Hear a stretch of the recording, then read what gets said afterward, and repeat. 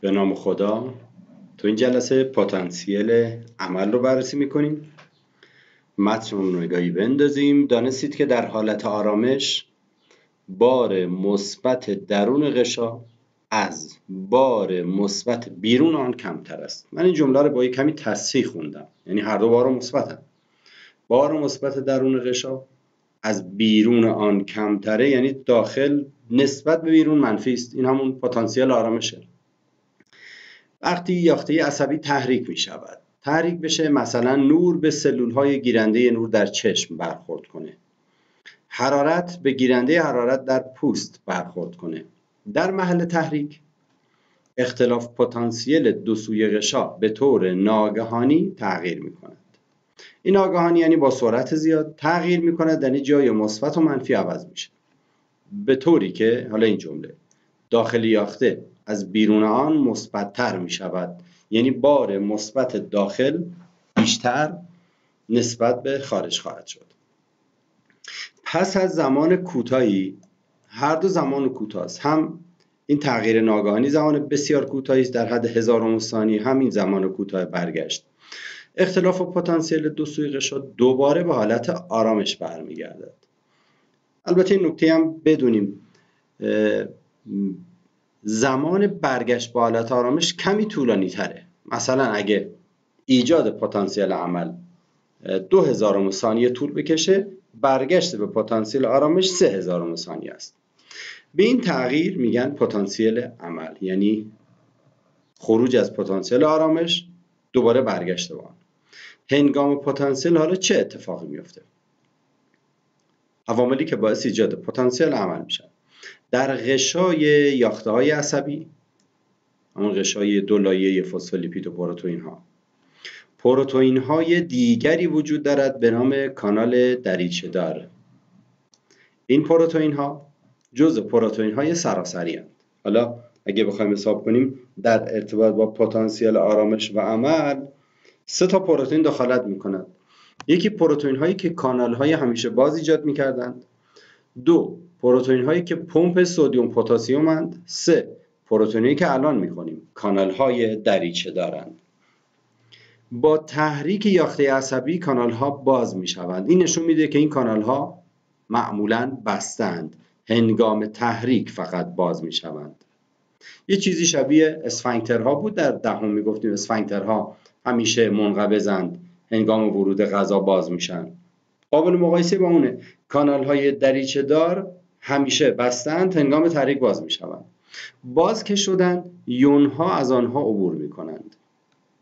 چون نقش کانالی دارند، پس عبور یون با مصرف انرژی همراه نیست. عبور میکنند، ممکنه وارد شوند، ممکنه خارج شوند، هر دو رو در بر میگیره. وقتی غشای یافته تحریک شود، حالا هر یافته‌ای به نوعی محرک حساسیت داره، ابتدا کانال دریچه دار سدیمی باز می شود. خب اگه باز شد چه اتفاقی میفته؟ یونهای سدیم فراوانی از خارج وارد یاخته میشن. خب در خارج سدیم فراوان است، یعنی غلظت بالا دارد. در داخل سدیم هست اما کمتره، پس غلظتش کمتره. اینکه سدیم فراوانی وارد می شود بر اساس شیب غلظت از بیرون از طریق این کانال دریچه دار سدیمی وارد می شود. سدیم که وارد شد، مقدار بار مثبت داخل افزایش می یابد، پس بار الکتریکی درون نسبت به بیرون مثبت‌تر می شود. اینجاست که می گفتیم پتانسیل تغییر می کند. این که به این کانال میگیم کانال دریچه دار سدیمی، یعنی مخصوص سدیمه، دیگه غیر از سدیم یون دیگری از آن عبور نمی کنند.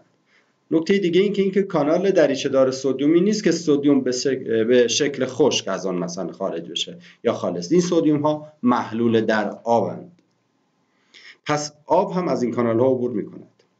خب این بحث اول، کانال دریچه دار سدیمی باز شد، مقدار زیادی سدیم اومد داخل، به طوری که مجموع بارهای مثبت داخل بیشتر شد. بار مثبت در داخل حالا بیرون میشه بار منفی نسبت به داخل.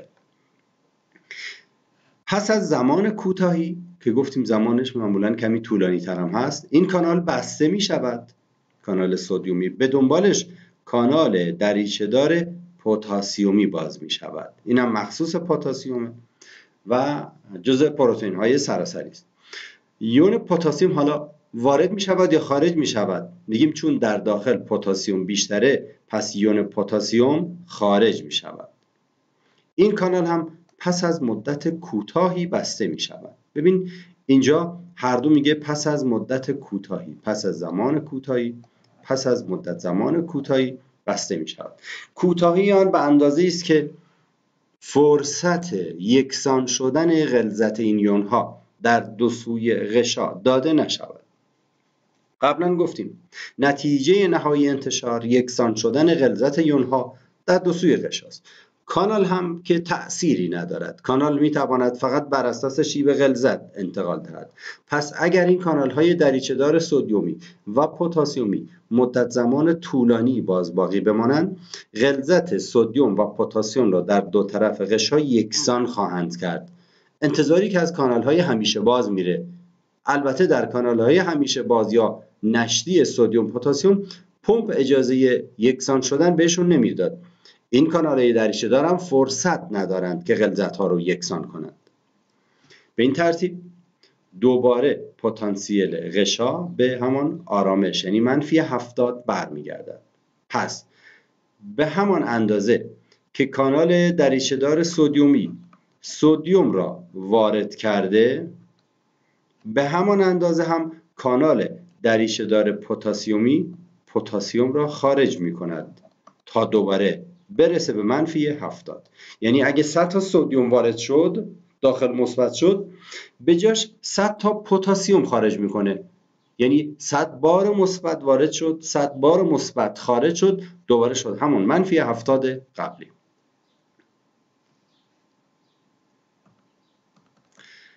فعالیت بیشتر پمپ سدیم پتاسیم این نکته جالبی است.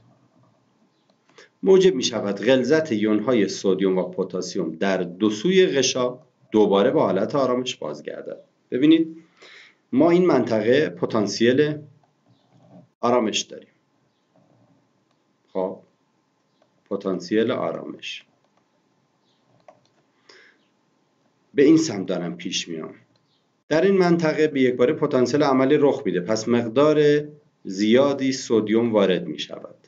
100 تا سدیم. میریم جلوتر، برای جبرانش 100 تا پتاسیم خارج می شود. دوباره میشه همون -70. اینجا چی داریم؟ فعالیت بیشتر پمپ رو داریم. پمپ سدیم پتاسیم چرا فعالیت بیشتری انجام میده؟ اولا منظور از فعالیت بیشتر یعنی سرعت بیشتر، نه اینکه تعداد بیشتری پمپ وارد کار بشه. 100 تا سدیم اومد داخل، 100 تا پتاسیم رفت بیرون. قبلا فرض کنیم توی پتانسیل آرامش 70 مثلا 30 بوده سدیم 70 30 بوده، پتاسیم 30 70 بوده. فرض دارم میکنم. الان که 100 تا سدیم اومد داخل، تراکم سدیم در داخل افزایش یافته. به جای اینکه سدیم ها رو برگرداند و تراکم سدیم در دو سو یکسان شود، اومد به جاش پتاسیم رو خارج کرد. یعنی غلظت سدیم در درون افزایش یافت، غلظت پتاسیم در بیرون نسبت به حالت آرامش افزایش یافت. برای اینکه جبران کنه دوباره غلظت ها به حالت قبل برگردن، پمپ سدیم پتاسیم فعالیت بیشتری انجام میداد. پمپ سدیم پتاسیم چه کار میکرد؟ 3 تا سدیم خارج میکرد، همزمان 2 تا پتاسیم برمیگرداند. سدیم های اضافی وارد شده را خارج می کند، پتاسیم های اضافی خارج شده را برمیگرداند. بریم از روی شکل بیشتر بررسی کنیم. خب این شکل چگونگی ایجاد پتانسیل عمل رو نشون میده. در کنار هر شکل یکی از حروف الفباست. الف، این شکل الف تبدیل میشه به شکل ب، یعنی واسه به این شکل حالت پیش بریم. از ب تبدیل میشه به شکل پ، پ تبدیل میشه به شکل ت. یعنی بهتر بود یا اینا رو عمودی از بالا به پایین میچید یا از چپ به راست یا از راست به چپ تا ما این توالی رو ببینیم. اینکه 4 تیکه شده انگاری با هم فرق داره. در کنار هر شکل یک نمودار اینجا داریم. در شکل الف چه اتفاق افتاده؟ شکل الف اینجا نمودار پتانسیل عمل داریم، منفی 70 خاطش اینجاست، این صفر، اینم مثبت 30 هست. منظور از شکل الف نشان دادن پتانسیل آرامشه. خب توی پتانسیل آرامش کانال های دریچه دار سدیومی و پتاسیمی هم که در اینجا میبینیم هر دو بستند. نگاهی دقیق تر به شکل بندازیم، اینجا غشای یاخته است. توی غشای یاخته کانال های دریچه دار سدیومی و پتاسیمی رو میبینیم. کانال دریچه دار سدیم میبینیم دریچهش رو به بیرونه، این دریچهش. کانال دریچه دار پتاسیمی دریچهش رو به داخله. در واقع دریچه ها رو به غلظت بیشتر. مثلا کانال دریچه دار سدیمی خارج یاخته، خب سدیم بیشتر داریم، دریچه رو به غلظت بیشترش قرار گرفته. در داخل یاخته پتاسیم بیشتری داریم، دریچه رو به غلظت بیشتر قرار گرفته. نکته دیگه این که در بیرون اگه بخوایم بشماریم، نه اینکه فقط سدیم باشه، چون تعداد سدیم بیشتره نشون داده. 1 2 3 4 5 6 7 8 تا داریم، در داخل 2 4 5 تا داریم، یعنی تعداد بارهای مثبت بیرون بیشتره. به همین خاطر میگیم کلا بار بیرون مثبت، بار الکتریکی در داخل با منفی نشون میدیم. کانال دریچه دار سدیم پتاسیم جزو پروتئین های سراسری اند، از دو سمت غشا بیرون میزنند، کاملا هم اختصاصی عمل میکنن. این کانال مخصوص سدیمه، این کانال مخصوص پتاسیمه. حالا تو این شکل ما فقط میخوایم نقش کانال های دریچه دار سدیمی و پتاسیمی رو نشون بدیم. کانال های نشتی سدیمی و پتاسیم هم حضور دارن. من از همون رنگ خودشون استفاده میکنم برای رسمشون. ببینید ما اینجا کانال نشتی سدیم هم داریم.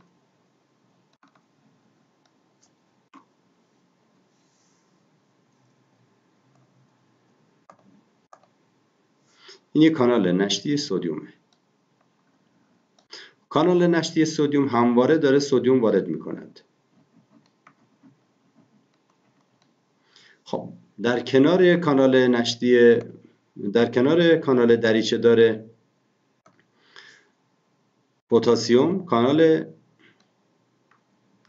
نشتی پتاسیم هم وجود دارد که این مرتب داره در حد توان خودش پتاسیم ها رو خارج میکنه. خب اینجا واسه پمپ سدیم پتاسیم هم نشون داده میشد که حالا جا نداره، چون هدف اصلا نشون دادن کار اونها نیست. الان دو عامل میتونه سدیم رو وارد کنه، یکی کانال نشتی، یکی کانال دریچه دار. کانال نشتی همیشه وارد میکند سدیم، اما با فعالیت پمپ جبران میشه. کانال نشتی پتاسیمی همواره پتاسیم خارج میکند، با فعالیت پمپ جبران میشه. اما وقتی کانال‌های دریچه دار فعال بشن، سرعت جابجایی از توان پمپ بیشتر میشه. چه اتفاقی حالا قراره بیفته؟ بیایم سراغ شکل دوم، شکل ب. تحریکی در اینجا وارد میشود. تحریک وارد شده کانال دریچه دار سدیمی رو باز میکنه. تو این شکل کانال دریچه دار سدیم که باز شد رو به بیرون داره باز میشه، به سمت غلظت بیشتر. به محض باز شدن مقدار زیادی از سدیم ها وارد میشه. تعداد سدیم در داخل افزایش می‌یابد. الان حالا تعداد زیاد تناسب نداره، 2 4 6 7 2 4 5 6 یه دونه اومده، تعداد بیشتر هم میاد، به طوری که داخل بارش مثبت میشه. بیرون تعداد مثبت ها کم میشه، بارش منفی میشه. یعنی جای این مثبت و منفی ها در اینجا عوض شد. یک لحظه کانال دریچه دار سدیمی باز میشه، مقدار زیادی سدیم وارد میشود، دوباره بسته میشه. هرگاه سدیم وارد شود، این پتانسیلی که در اینجا منفی 70 بود، با ورود سدیم آرام آرام بارش مثبت تر میشه، میرسه به 0. از 0 هم عبور میکنه تا به مثبت 30 میرسه. نه اینکه نهایت فعالیتش مثبت 30 باشه.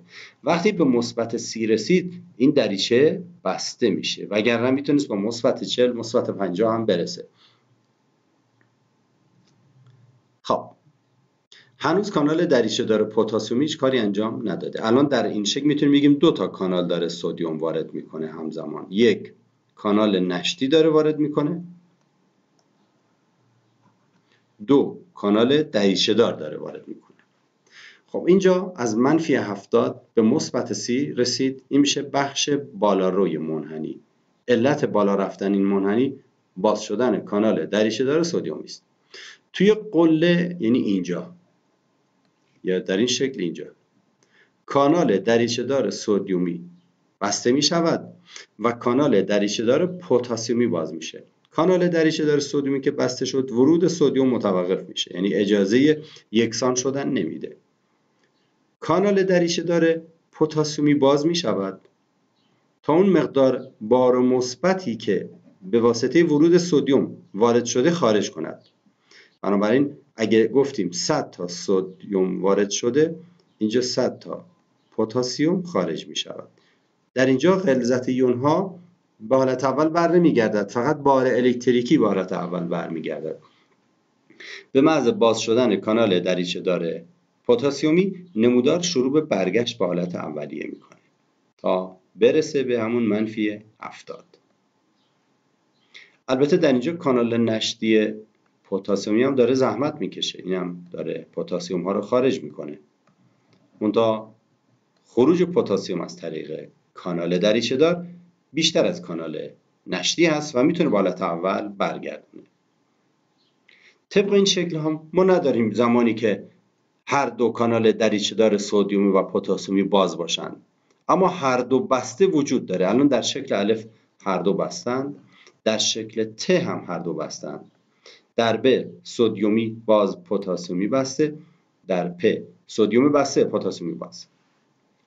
بیایم سراغ شکل آخری. الان در شکل آخری تعداد سدیم در داخل افزایش یافته، تعداد پتاسیم در داخل افزایش یافته. این افزایش ها رو داریم نسبت به شکل الف میگیم. درسته که مقدار سدیم وارد شده، اما هنوز تراکم سدیم بیرون بیشتره. اینطوری بگیم همواره تراکم سدیم در خارج از غشای یاخته بیش از داخل است، چه پتانسیل آرامش باشه چه پتانسیل عمل باشه. اما تراکم سدیم های داخل در پتانسیل عمل نسبت به آرامش در سمت داخل افزایش می‌یابد. طوری دیگه بگیم برای یون پتاسیم همواره تراکم پتاسیم در داخل نسبت به خارج بیشتر است، اما در هنگام پتانسیل عمل تراکم پتاسیم در بیرون نسبت به آرامش افزایش می‌یابد. حالا این سه تا سدیم در اینجا اضافی هستند. حالا کنارشون کلمه اضافی بنویسم. و این دو تا پتاسیم در اینجا اضافی هستند در بیرون. اینا باید برگردن. این برگشت کار پمپ سدیم پتاسیم. من این پمپ رو این وسط میکشم. این پمپ چه کار میکنه؟ میاد سدیم ها را خارج، پتاسیم ها را وارد میکند. 3 تا سدیم رو خارج، 2 تا پتاسیم رو در هر هنگام فعالیت خودش جابجا میکنه. برای این کارم ATP مصرف میکرد. با مصرف ATP از این ور تولید ADP به اضافه P همزمان 3 سدیم خارج 2 پتاسیم وارد می کند.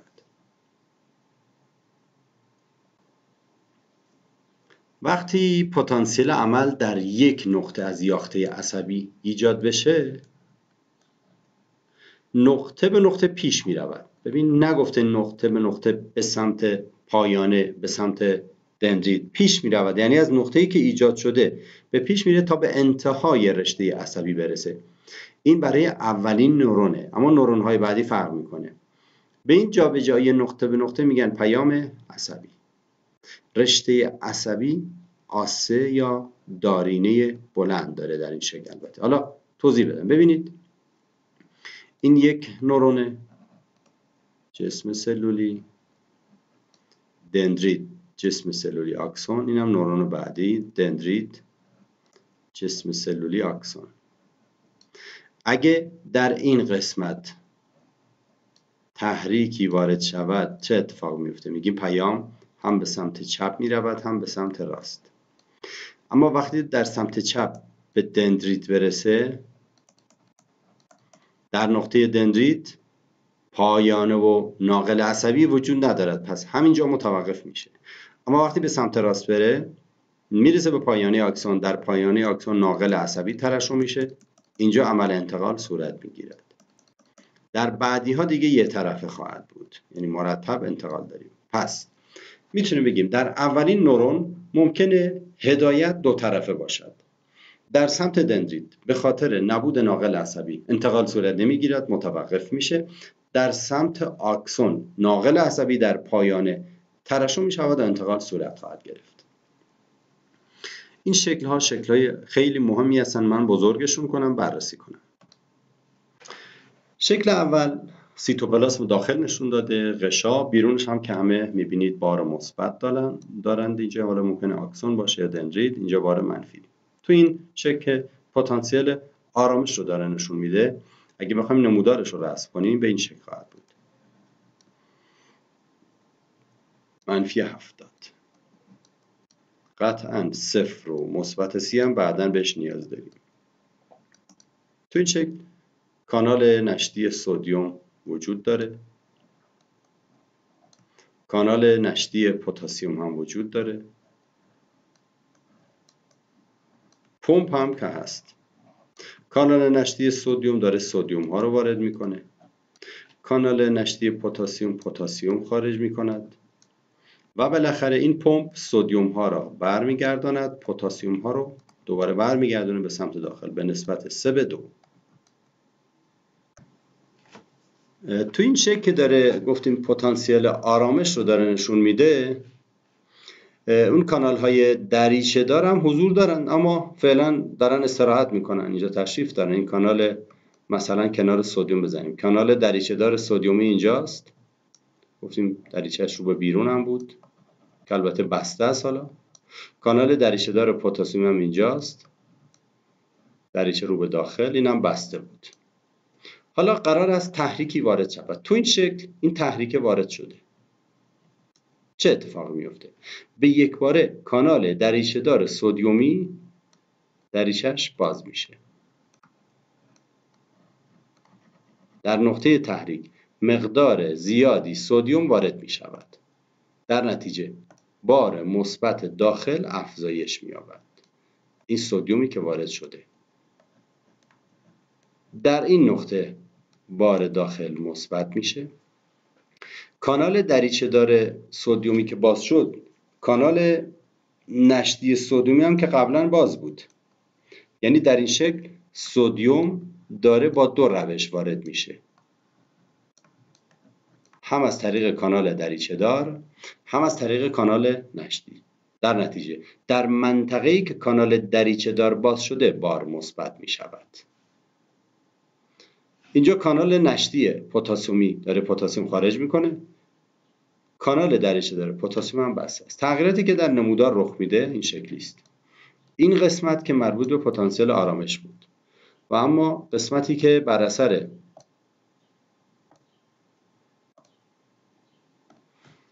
این ورود سدیم ایجاد میشه این قسمته. با باز شدن کانال دریچه دار سدیمی نمودار به سمت بالا میره، یعنی به همون مثبت 30 میرسه.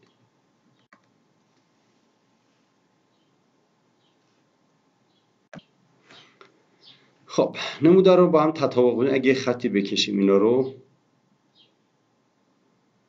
این قسمت که در شکل بالایی کانال سدیمی باز شد میاد جلو، یعنی جابجا میشه به سمت راست. حالا اینجا کانال دریچه دار سدیمی باز می شود، باز هم سدیم وارد می شود. اینجا تجمع سدیم رو داریم. اما در نقطه قبل چه اتفاقی میفته؟ در نقطه قبل کانال های دریچه دار پتاسیمی باز میشن. اینجا یک کانال دریچه دار پتاسیمی رسم میکنیم، دریچه‌اش رو به داخل، به جای خروج اون سدیم پتاسیم خارج می شود، حالا از سمت بالا و پایین. در ضمن کانال نشتی پتاسیم هم داره این کار رو انجام میده، یعنی با دو روش پتاسیم داره خارج میشه، یکی کانال نشتی، یکی کانال دریچه دار.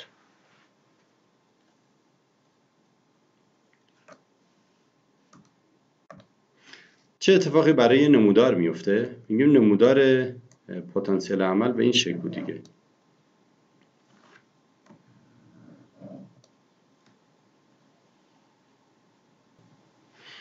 توی نمودار پتانسیل عمل ما این قسمت برای آرامش بود، این قسمت برای کانال دریچه‌دار سدیومی ایجاد شد و قسمت جدیدی که به نمودار اضافه میشه این قسمت ها، یعنی برگشت به پتانسیل آرامش به این شکل به وجود میاد. اتفاقی که در این شکل داره میفته این همون نقطه قبلی بود. این نقطه بود که کانال دریچه‌دار سدیومی بار اول باز شد، بعد بسته شد. در شکل دوم پتاسیمی باز شد و بسته شد. حالا این نقاط دارن میرن جلو. الان اینجا جایی است که کانال دریچه‌دار سدیومی بازه،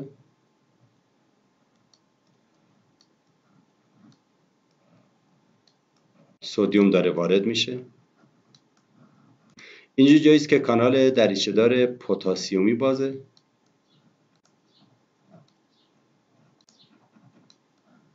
پتاسیم داره خارج میشه، بارش مثبت بود، اینجا پتانسیل آرامشه.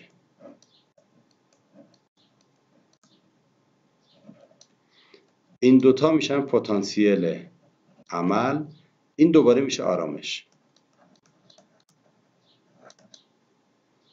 گفته یکی از بچه‌هایی میشه آرامش قبل از طوفان،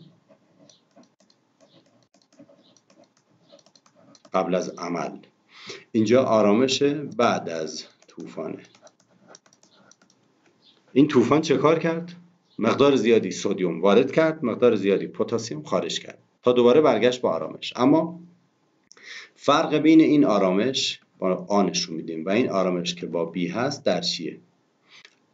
تفاوت و شباهتشون رو بگیم. از نظر شباهت باید بگیم هر دو منفی 70 فقط از نظر عدد منفی 70 میلی ولت. اما از نظر غلظت یونها یکسان نیستند. در نقطه آ غلظت سدیم در داخل نسبت به نقطه B کمتره.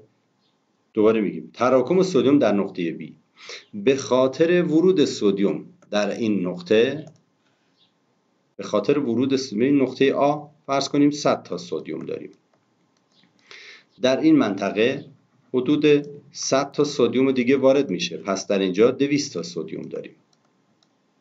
درسته در هر دو سدیم هست، اما تراکم سدیم داخل به علت ورود در نقطه، حالا بگیم 1 و 2، تراکم سدیم در داخل به علت ورود سدیم در نقطه 1 از آ به بی رسیده، یعنی از 100 به 200. پتاسیم چطور؟ در نقطه آ پتاسیم در داخل فرض کنیم 50 بوده، در نقطه بی چنده؟ میگیم احتمالاً 100. چه اتفاق افتاده؟ از آ به بی، یعنی اگه به این شکل منطقه رو بررسی کنیم میبینیم در نقطه 2 مقدار زیادی پتاسیم خارج شده. خروج پتاسیم، اینو فکر کنم جابجا زدم. اینجا اگه 150 باشه، اینو دقت کنید، یه بار دیگه میگم، اگه پتاسیم در این منطقه آ 150 باشه، در نقطه بی میشه 100. چرا کاهش یافته؟ چون در نقطه 2 مقدار زیادی سدیم خارج شده. پس تراکم سدیم در نقطه بی نسبت به نقطه آ کمتره. یه توضیح کوتاهی بدم، چون این ضبط ها دارن انجام میشن و فرصت ویرایش سخته، چون من واقعا ویراستاری فیلمو نمیتونیم به درستی انجام بدیم، از وسط قطع کنیم، لازمه یه کار حرفه‌ای دیگه صورت بگیره، در حالی که ما خودمونی حرف بزنیم. کتاب درسی آروم باشیم. اگه ایرادهای همچی پیش میاد و بررسی میکنیم، دوباره تصحیح میکنیم، شما فرض کنید تو کلاس نشستید یه مطلبی جابجا شده، درستش کنید. جای نگرانی یا اه گفتن نیست، دارم میگم بهتون مشکلی پیش اومده، یه ذره 2 تا عدد جابجا شد، برگشتیم به حالت اول. بیایم سراغ این شکل آخریه که تقریبا ادامه همون هست، چیز جدید اینجا رخ نمیده. باز اینجا کانال دریچه‌دار سدیومی داره سدیم وارد میکنه، کانال دریچه‌دار پتاسیم خارج میکنه و دوباره به حالت آرامش برمیگرده. بعد یه نکته جالبی من انتظار داشتم مثلا تو این مدت خودتون پی برده باشید. آیا توی کدوم شکل اینو بگم؟ تو همین شکل مثلا با رنگ سبز و بزرگ نشون میدم که متوجه منظورم بشید. ببینید ما میدونیم در اینجا 100 تا سدیم وارد میشه و در اینجا برای جبران 100 تا پتاسیم خارج میشه. خب آیا بهتر نبود به جای اینکه 100 تا پتاسیم رو خارج کنه همون 100 تا سدیم وارد شده رو برمیگردوند؟ دیگه این همه دردسر چرا سدیم بیاد پتاسیم بره بعد دوباره جای سدیم پتاسیم عوض بشه؟ جوابش این میشه اگه قرار بود 100 تا سدیم وارد شده رو برگردونه میبایستی برخلاف شیب غلظت انتقال میداد. چرا؟ چون همواره سدیم در داخل بیشتره، سدیم در خارج بیشتره، سدیم در داخل کمتره.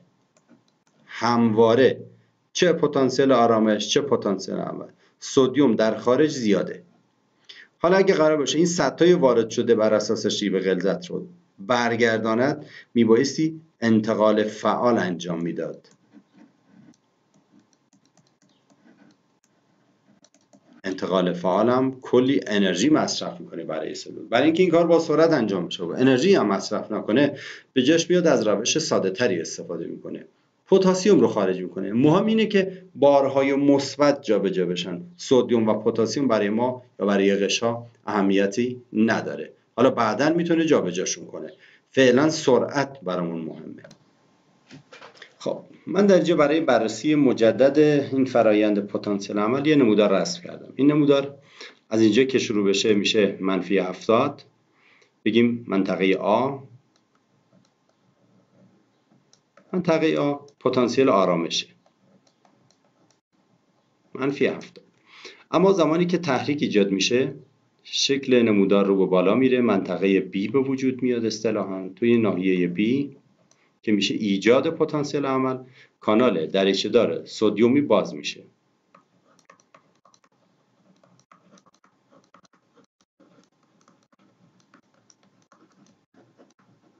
وقتی به اوج نمودار رسیدیم میشه -C، دیگه بالاتر نمیره، متوقف میشه.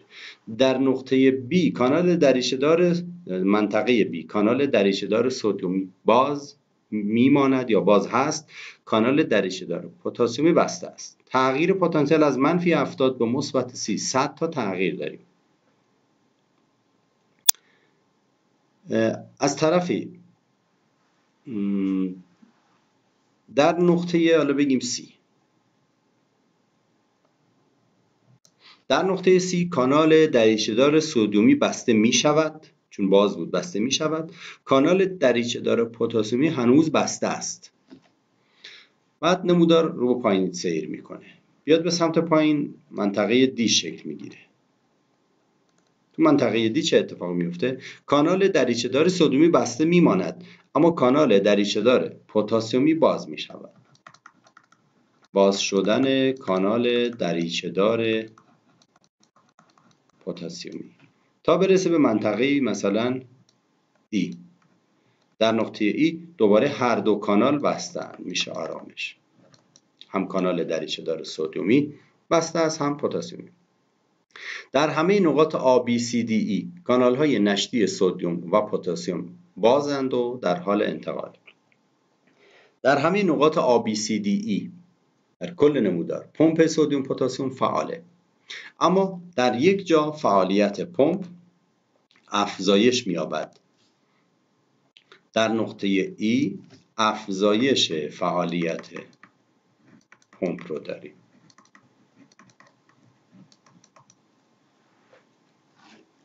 در منطقه B تراکم سدیم داخل در حال افزایشه. در منطقه D تراکم پتاسیم خارج در حال افزایشه. این ورود و خروج ها توسط پمپ جبران میشه. عامل ایجاد پتانسیل عمل اینه. باز شدن کانال دریچه‌دار سدیمی است. عامل بازگشت به پتانسیل آرامش اینه. باز شدن کانال دریچه‌دار سدیمی. پتانسیل ها یعنی پتانسیل عمل بگیم توسط کانال ها ایجاد میشه، کانال های دریچه‌دار. پس نقش پمپ چیه؟ نقش پمپ حفظ پتانسیل آرامشه. پمپ به طور مستقیم در پتانسیل عمل دخالتی نمیکنه، نه در ایجادش نه در بازگشتش. بازگشت ها و ایجاد ها کانال های دریچه داره. پمپ حفظ پتانسیل آرامش بگیم، یکم ایجاد پتانسیل آرامشه، یعنی تو متن کتاب هم اینو داشتیم. در واقع کار پمپ جابجایی یون هاست برای بازگشت به حالت آرامش و غلظت یون ها رو به حالت آرامش برگردن. از این شکل میشه نکات بیشتری استنباط کرد که میذارم بر عهده خودتون باشه.